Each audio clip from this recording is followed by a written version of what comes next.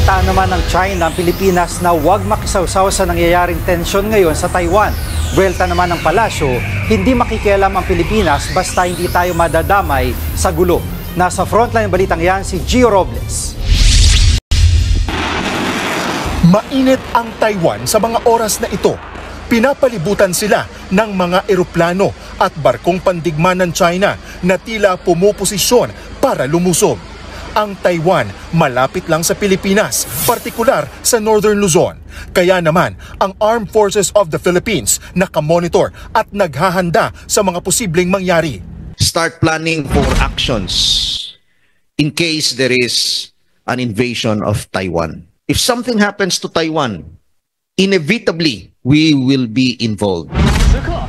Babala naman ng China sa Pilipinas, huwag daw tayong makisawsaw sa isyu ng Taiwan. Tila nagbabanta pa ang tono ng China sa pagsasabing ang sinumang nakikipaglaro sa apoy ay masusunog. Buwelta naman ng Malacanang, wala tayong balak makialam, pero ibang usapan kung madadamay tayo. Lalo't mahigit 250,000 OFW sa Taiwan ang madadamay kapag nagkagyera. We're not saying when that invasion will take place, whether it will take place at all, pero importante sa atin na hindi tayo natutulog sa pansitan. Sa kabila ng pagbabawal sa atin ng China na makialam sa isyu nila sa Taiwan, wala namang patumanggang nakikialam ang China sa pagbili natin ng fighter jet sa Amerika.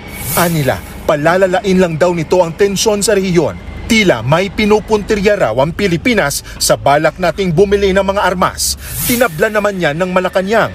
Layunin lang daw ng pagbili ng mga fighter jet ay ang depensahan ang ating mga teritoryo.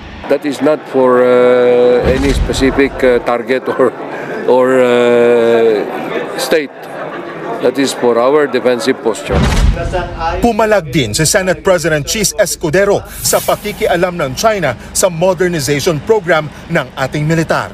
Sabi pa ng Senate President, may kapangyarihan at karapatan ng bawat bansa na palakasin at tiyakin ang seguridad nito. Hindi rin daw ibig sabihin na aatake at lulusob na rin tayo sa anumang bansa. Sakali man daw na matuloy ang pagkubkob ng China sa Taiwan, binigyang diin din ni Escudero ang pagkakaroon ng contingency plans para hindi maipit sa gulo ang mga Pilipino roon. Nagbabalita mula sa frontline, Gio Robles.